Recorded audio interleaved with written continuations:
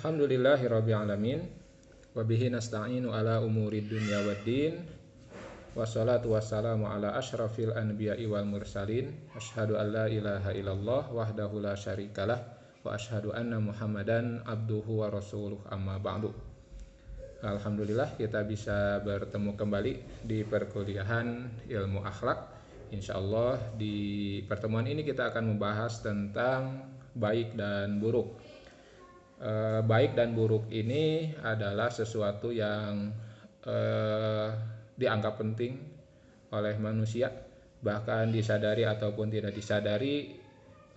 Penilaian baik dan buruk inilah yang mendorong manusia untuk melakukan suatu perbuatan, baik itu secara tiba-tiba ataupun konsisten dilakukan. Dan khusus ditinjau dari ilmu akhlak, kenapa suatu perbuatan misalnya dilakukan terus-menerus, tidak berhenti, maka ini sebetulnya kembali kepada penilaian baik dan buruk tadi. Kita ambil contoh misalnya, kenapa seseorang misalnya merokok, kenapa seseorang merokok? Karena pasti itu didorong dari penilaian yang ada di dalam dirinya bahwa merokok itu bukan sesuatu perbuatan yang buruk. Walaupun misalnya sudah ada indikasi, sudah ada anjuran, himbauan baik itu secara kesehatan dan lain-lain, tetapi ketika masyarakat secara umum menganggap bahwa merokok itu bukan sesuatu yang buruk sehingga dilakukan oleh banyak orang, maka orang ini yang mempunyai kebiasaan merokok misalnya, dia akan terus melakukan perbuatan tersebut. Jadi baik dan buruk itulah sebetulnya yang mendorong seseorang melakukan suatu perbuatan. Atau misalnya kenapa seseorang itu selalu menyisihkan uangnya untuk diberikan kepada orang lain. Nah, ini juga sama, pasti dorongannya adalah dari penilaian bahwa perbuatan ini adalah perbuatan yang dia anggap baik, bernilai, sehingga terus-menerus dilakukan walaupun ada satu bagian dari diri orang tersebut yang bisa dikatakan hilang. Tapi karena ini perbuatan yang dinilai sebagai sesuatu yang dianggap baik, maka walaupun ada kehilangan, perbuatan ini terus dilakukan. Atau misalnya contoh kenapa seseorang misalnya melakukan suatu perbuatan yang bisa dikatakan merugikan diri sendiri.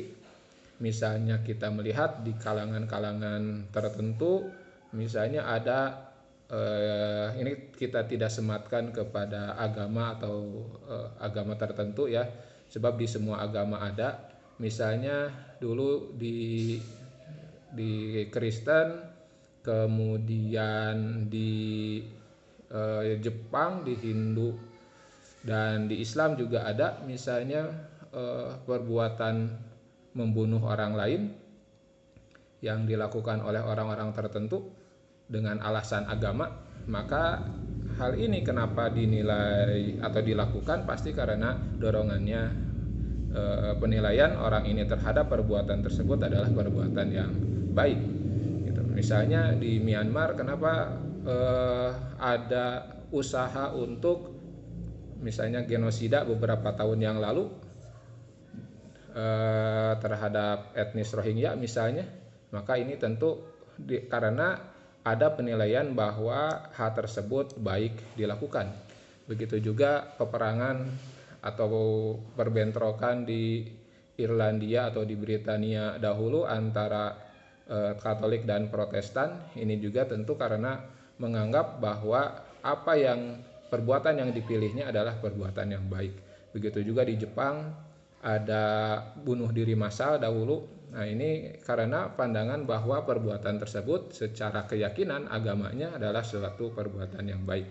Dan tidak dipungkiri juga dalam Islam misalnya ada kalangan-kalangan tertentu yang melakukan hal ini dengan terlepas benar atau tidak, ada yang melakukan perbuatan ini dengan penilaian karena perbuatan itu dianggap baik.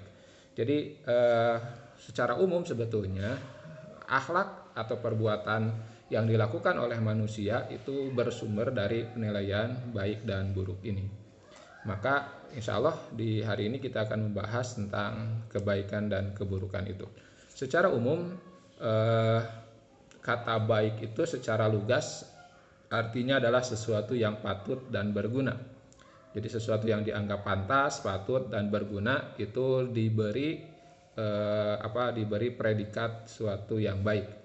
Nah, dalam pengertian kamus misalnya ada beberapa kamus yang menjelaskan, misalnya kamus Al-Munjid Louis Makhluf mengatakan bahwa baik itu adalah sesuatu yang telah mencapai kesempurnaan. Jadi kalau sudah sempurna atau suatu perbuatan itu lengkap sempurna, maka itu sudah disebut perbuatan yang baik. Kemudian kalau Webster News 20th Century Dictionary mengatakan bahwa baik adalah sesuatu yang menimbulkan rasa keharusan dalam diri untuk mencapai kepuasan, kesenangan, persesuaian, dan seterusnya. Jadi sesuatu yang menimbulkan rasa keharusan, baik itu dalam bentuk kepuasan, kesenangan, kesesuaian, dan seterusnya. Kemudian dalam Advanced Learners Dictionary of Current English dikatakan bahwa baik itu adalah sesuatu yang mempunyai nilai kebenaran atau nilai yang diharapkan yang memberikan kepuasan. Juga dalam Webster World University's Dictionary dikatakan bahwa baik adalah sesuatu yang sesuai dengan keinginan. Dan dalam Ensiklopedia Bahasa Indonesia, baik itu adalah apabila sesuatu mendatangkan rahmat, memberikan perasaan senang atau bahagia. Jadi sesuatu dikatakan baik apabila ia memiliki nilai atau diberikan, disematkan kepadanya nilai-nilai positif. Maka itulah yang disebut dengan kebaikan. Secara kamus ya, secara bahasa. Nah, sedangkan lawannya keburukan secara letterlek artinya adalah sesuatu yang rusak. Jadi kalau tadi kebaikan itu disebut sebagai sesuatu yang sempurna, maka keburukan itu adalah kebalikannya, sesuatu yang tidak sempurna, sesuatu yang rusak, busuk, jahat, dan lain-lain. Nah, dalam kamus misalnya dinyatakan bahwa tidak baik atau buruk itu adalah sesuatu yang kualitasnya di bawah standar, sesuatu yang kurang dalam nilainya. Kemudian ada juga dalam The Advanced Learners Dictionary of Current English bahwa buruk itu adalah sesuatu yang keji, jahat, tidak bermoral, tidak menyenangkan, tidak dapat disetujui, dan tidak bisa diterima. Nah, itu sesuatu yang dianggap buruk. Segala perbuatan yang tercela, yang bertentangan dengan norma-norma masyarakat yang berlaku, itu adalah keburukan. Demikian kalau Ensiklopedia Indonesia menyatakan. Jadi dari beberapa definisi di atas, maka dapat dipahami bahwa sesuatu itu disebut baik, dan buruk itu kalau dilihat dari definisi-definisi kamus itu berarti nilainya memang relatif dalam arti diserahkan kepada pribadi atau masyarakat yang menilainya. Jadi standarnya tidak baku begitu ya, tergantung kepada falsafah atau filsafat yang diakui dan diyakini oleh masyarakat tersebut. Nah, tentu hal ini berbeda dengan apa yang dianggap oleh Islam atau apa yang ditetapkan oleh kita, oleh agama Islam. Kalau dalam Islam tentu nanti baik dan buruk itu adalah sesuatu yang ditetapkan oleh Allah Subhanahu wa taala, baik itu dalam Al-Qur'an atau melalui lisan Rasulullah Shallallahu alaihi wasallam sebagai suatu kebaikan, maka itu baik. Dan kalau sesuatu dianggap tidak pantas, buruk oleh Al-Quran dan juga oleh As-Sunnah, baik oleh Allah dan Rasulullah maksudnya, maka sesuatu itu disebut dengan keburukan. Jadi standarnya jelas, yaitu Al-Quran dan As-Sunnah. Misalnya kita ambil contoh yang lain, kita ambil sebagai contoh misalnya meminum minuman keras. Nah, meminum minuman keras itu, meminum alkohol itu kalau dalam Islam tegas itu adalah suatu perbuatan yang buruk. Tetapi kalau dilihat di masyarakat yang lain, di barat ataupun bukan hanya di barat sih sebetulnya, di masyarakat manapun, di timur juga banyak, di Jepang ada budaya minum sake, misalnya di Korea juga ada, soju dan lain-lain, maka hal ini bukan sesuatu yang dianggap buruk. Keburukan itu kalau misalnya akibat dari meminum minuman keras ini melakukan suatu perbuatan yang jahat misalnya. Nah, tapi perbuatan jahatnya saja yang dinilai sebagai keburukan, sedangkan perilaku meminum minuman kerasnya tidak dianggap sebagai sesuatu yang buruk. Nah, berbeda dengan di Indonesia. Kalau di Indonesia karena mayoritas Muslim, maka pasti mayoritas menganggap meminum minuman keras itu buruk. Bahkan yang suka minum pun sembunyi-sembunyi karena pandangan masyarakat menganggap bahwa meminum minuman keras itu sesuatu yang buruk di kita, di kalangan Indonesia, di kalangan Muslim. Maka jadi kalau kita kembalikan kepada penilaian secara umum di masyarakat, maka baik dan buruk ini bisa dikatakan relatif tergantung budaya, falsafah atau kebiasaan yang dilakukan oleh masyarakat tersebut. Sedangkan kalau dalam Islam tentu nanti ukuran baik dan buruk itu sudah pasti, walaupun nanti dalam tataran tertentu ada nilai-nilai yang universal yang sama dengan nilai-nilai di agama yang lain, yang tentu ini juga jadi begini, maksudnya dalam hal-hal tertentu pandangan terhadap baik dan buruk ini juga dikembalikan kepada kebiasaan masyarakat. Sebagai contoh misalnya prinsipnya berbuat baik kepada orang tua misalnya itu adalah suatu keharusan. Jadi kalau kita berbuat baik kepada orang tua ini adalah suatu kebaikan. Sebaliknya berbuat menyakiti orang tua adalah keburukan. Tapi dalam tataran praktisnya seringkali kan berbeda. Misalnya di kalangan jadi prinsip dalam Al-Qur'annya kan misalnya a'udzubillahi minasyaitonirrajim wala taqul lahuma uffin. Janganlah mengatakan gitu ya, atau kepada orang tua. Nah, di kalangan prinsip ini nanti dalam tataran praktisnya berbeda. Bisa jadi berbicara keras, lantang di hadapan orang tua pada budaya Batak misalnya, atau pada budaya Betawi, Jakarta, di budaya Betawi berbicara keras lantang kepada orang tua ini tidak dianggap keburukan, dan ini juga tentu tidak akan menjadi keburukan ditinjau dari sudut pandang Islam. Kenapa? Karena ya budayanya seperti itu. Jadi berbicara lantang itu tidak menyakiti orang tua kalau di budaya mereka.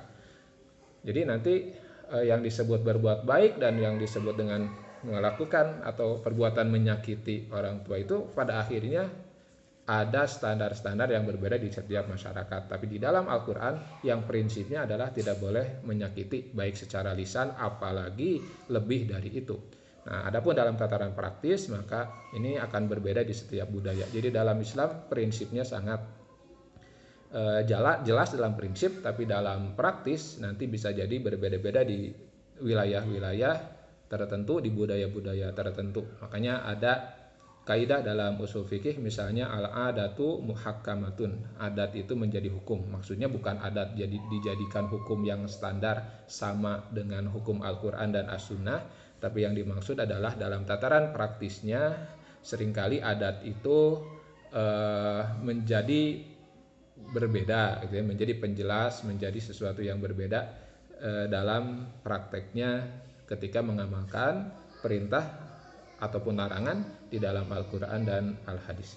Nah, ukuran dan baik dan buruk dalam filsafat secara sudut pandang filsafat ini tentu sudah dijelaskan sebagian pada pertemuan-pertemuan sebelumnya. Misalnya dalam filsafat sosialisme, maka baik dan buruk itu adalah dilihat dari adat istiadat dan kebiasaan yang dipegang teguh oleh masyarakat sosial tertentu. Jadi adat kebiasaan ini membentuk pandangan umum tentang nilai-nilai tertentu, sehingga menurut aliran sosialisme, aliran ini, maka baik dan buruk itu tergantung kepada pandangan masyarakat. Artinya dalam tataran praktis dan dilihat dari aspek keajegannya ini tentu bisa berubah. Saya pernah mendengar misalnya dalam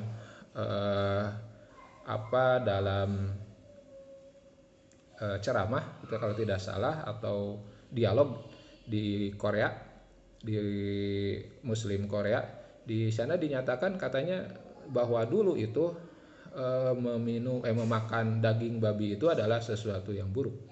Tapi karena perkembangan budaya di masa sekarang itu tidak menjadi sesuatu yang buruk, bahkan dianggap sebagai suatu kebiasaan yang tidak bersalah. Bahkan bisa dikatakan memakan makanan berbahan daging babi itu sesuatu yang biasa kalau sekarang. Tapi sebetulnya katanya menurut si penceramah ini dalam dialognya mengatakan bahwa dahulu di Korea itu tidak seperti itu. Dahulu di Korea tidak seperti itu. Nah, kita lihat juga misalnya di Indonesia juga bisa jadi seperti itu sekarang.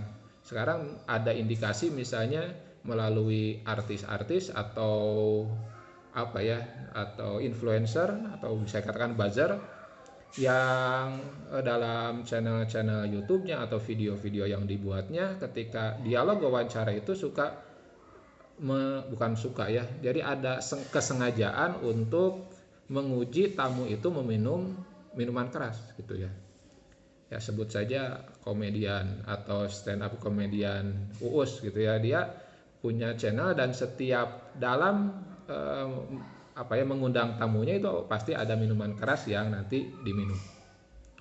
Nah itu kan mungkin tujuannya untuk mengubah pandangan masyarakat begitu. Jadi bukan dari keterbukaan, itu sudah dakwah sebetulnya, sudah ajakan atau seruan sebetulnya. Nah tapi maksud saya balik lagi bahwa intinya dalam memandang baik dan buruk ini, kalau di pandangan aliran sosialisme ini termasuk satu bentuk bahwa kebaikan dan keburukan itu bentuknya bisa berubah-ubah tergantung pandangan masyarakat saat itu. Jadi di masa yang akan datang bisa jadi berubah. Makanya seperti tadi saya sebutkan, baik dan buruknya menjadi tidak ajeg, tidak tetap, sehingga ya kalau diterapkan atau dibandingkan dengan hukum Islam, maka ini tentu berbeda. Jauh berbeda, sebab dalam Islam baik dan buruk nilainya tetap dari sejak Rasulullah diutus, bahkan kalau ditarik ke belakang sejak Nabi yang pertama diutus, bahwa kebaikan dan keburukan itu saya kira sudah jelas dan tidak akan berubah. Sebab fungsi atau tugas Rasulullah diutus sama dengan tugas nabi-nabi dan rasul-rasul sebelumnya. Begitu juga dalam aspek-aspek tertentu ya sama. Yaitu liutamima makarimal akhlak itu sebetulnya bukan tugas Rasulullah saja. Berarti di masa-masa sebelumnya makarimal akhlak, akhlak mulia, akhlak baik itu sudah ada, dan Rasulullah ditugaskan untuk menyempurnakan itu. Berarti misi kenabian, misi kerasulan membina akhlak itu ya sama sebetulnya.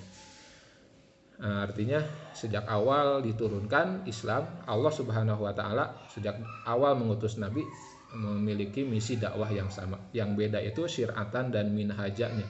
Hanya beda dalam syariatnya saja, dalam bentuk peribadahannya saja, tapi dalam akidah dan akhlak itu sama. Bisa dikatakan sama dalam akidah, aspek akidah dan aspek akhlak itu pasti sama. Tapi dalam aspek ibadah bisa jadi berbeda antara para nabi dan para rasul. Jadi misi akidah dan misi akhlak ini sejak manusia pertama diutus, rasul pertama diutus itu sama sampai hari kiamat. Tapi untuk urusan syariat dalam bentuk sempit, misalnya ibadahnya, maka ini berbeda-beda di antara para nabi.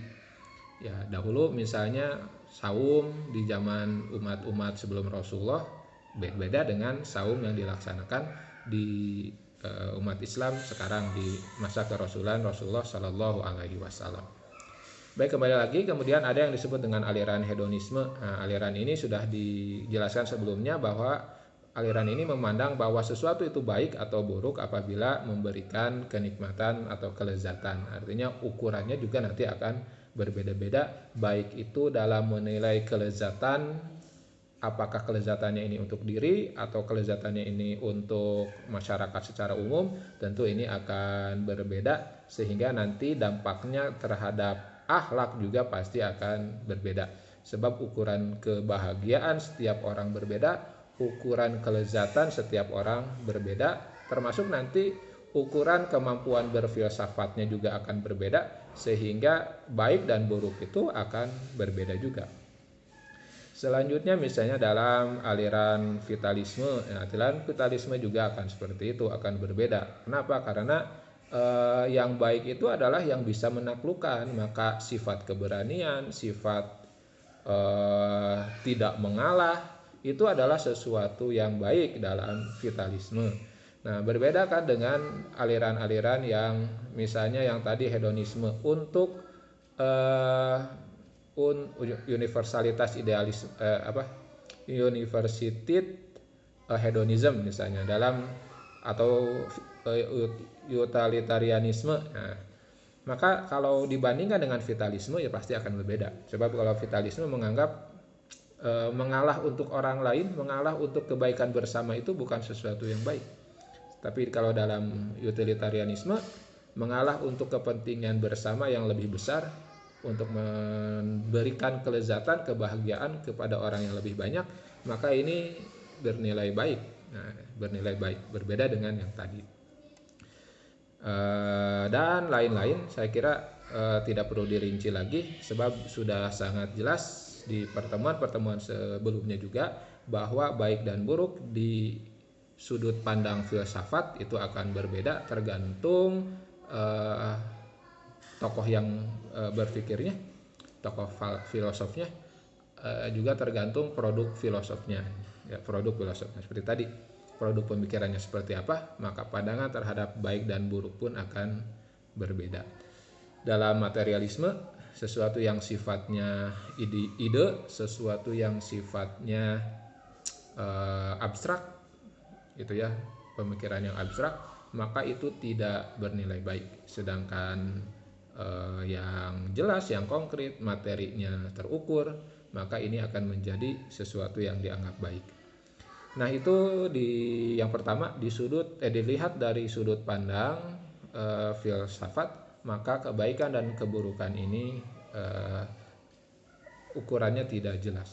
Ukurannya berbeda-beda tergantung pandangan filosofnya, atau tergantung produk berpikirnya seperti apa, maka berpengaruh kepada penilaian baik dan buruknya.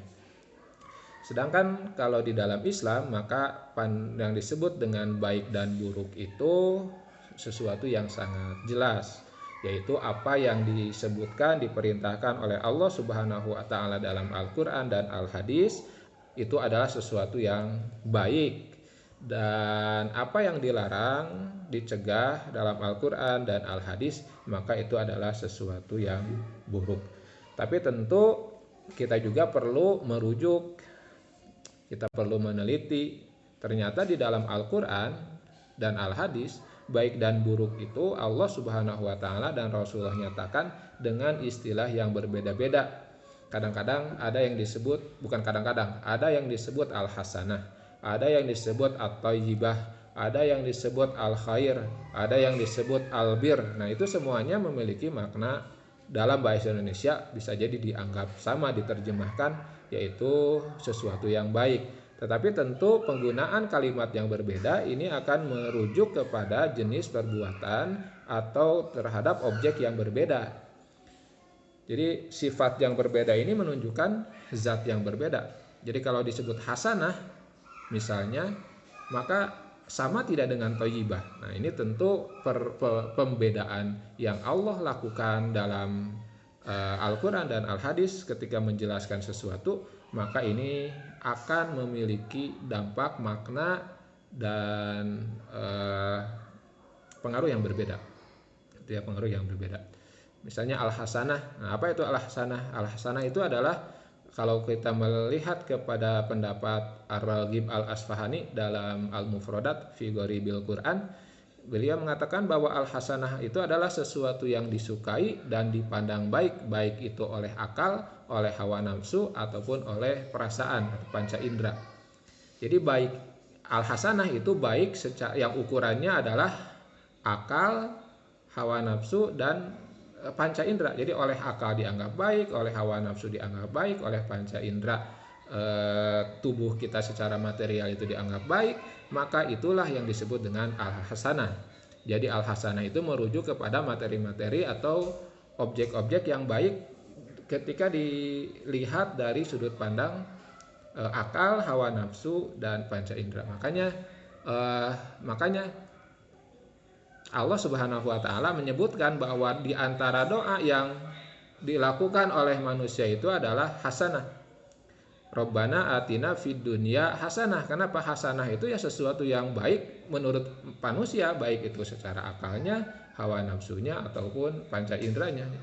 Jadi ya kenapa yang diminta hasanah bukan khair? Sebab hasanah itu baik dilihat dari sudut pandang kemanusiaan.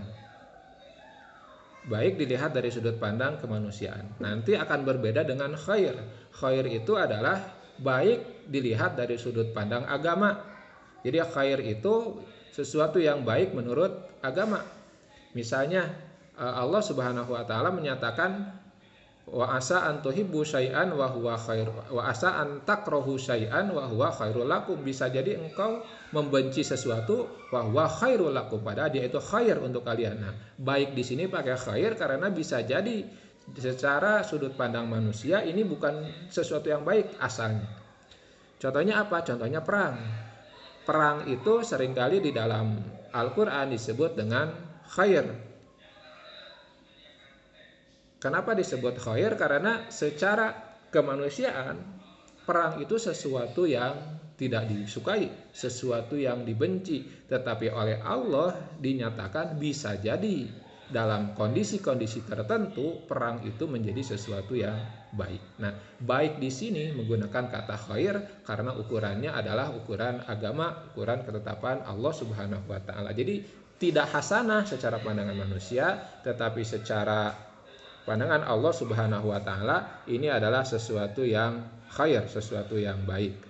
Ya, maksudnya nanti yaitu berperang membela agama Allah, walaupun nanti ada syarat-syarat tertentu. Misalnya ketika kapan kita berperang dan lain-lain kan itu ada aturannya. Lalu kemudian ada yang disebut juga dengan at-thayyibah. Thayyibah itu adalah sesuatu yang memberi kenikmatan secara panca indera dan jiwa. Jadi sesuatu yang memberikan kenikmatan, kelezatan baik itu rohani ataupun jasmani. Nah, itu disebutnya thayyibah.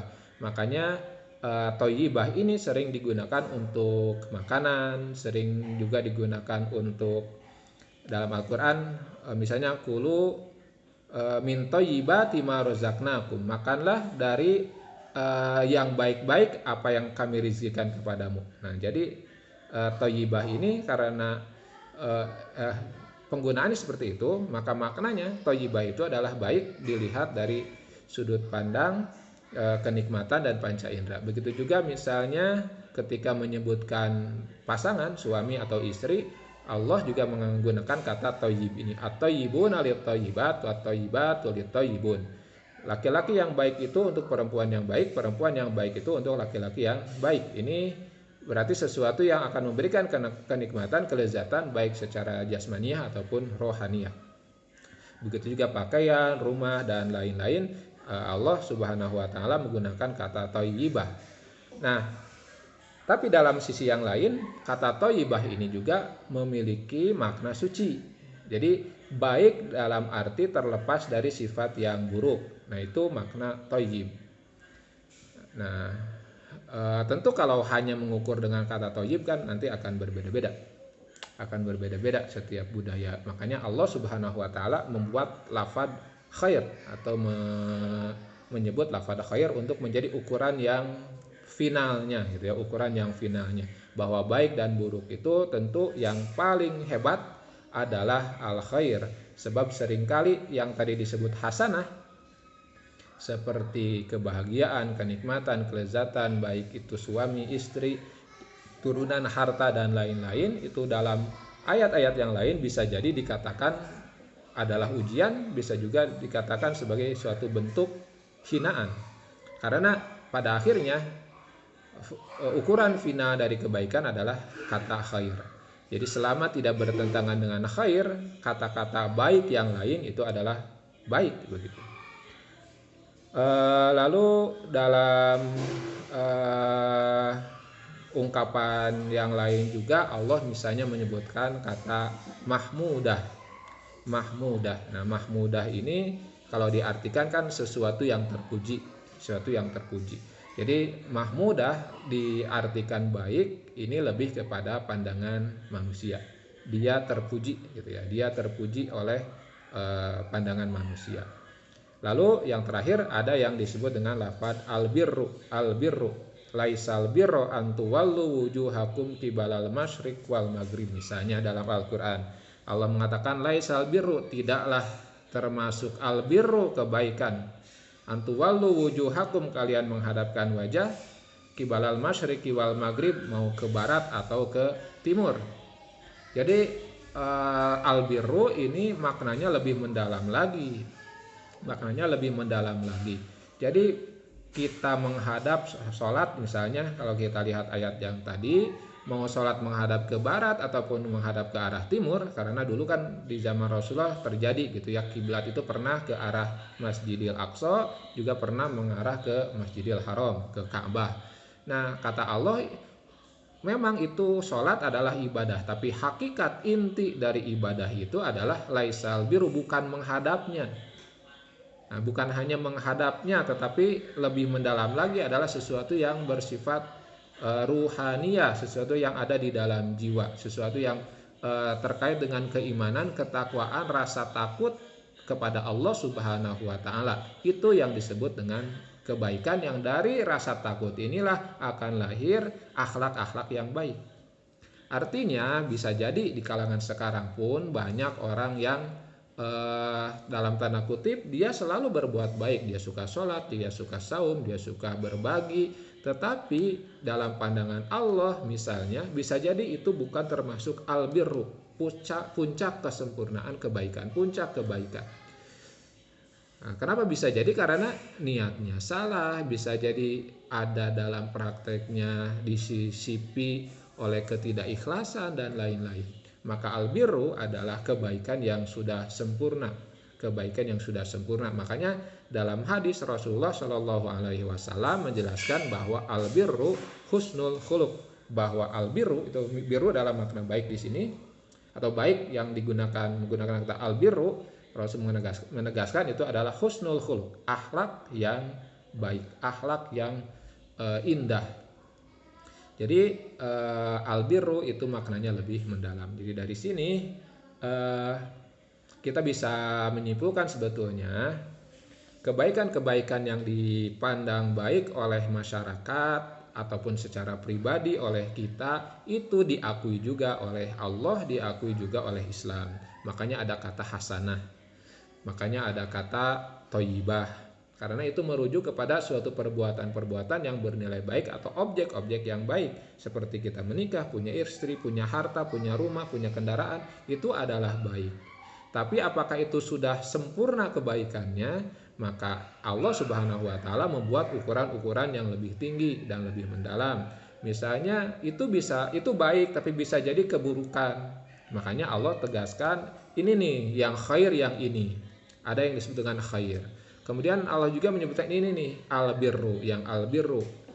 Nah, jadi kebaikan-kebaikan yang hasil produk pemikiran manusia itu diakui oleh Allah Subhanahu wa taala, baik dalam bentuk lafaz hasanah, baik dalam bentuk lafaz thayyibah atau dalam lafaz mahmudah. Itu semua adalah pengakuan terhadap kebaikan yang dilihat dari sudut pandang kemanusiaan, mau itu pandangan akal filsafat ataupun pandangan yang lain, perasaan dan lain-lain.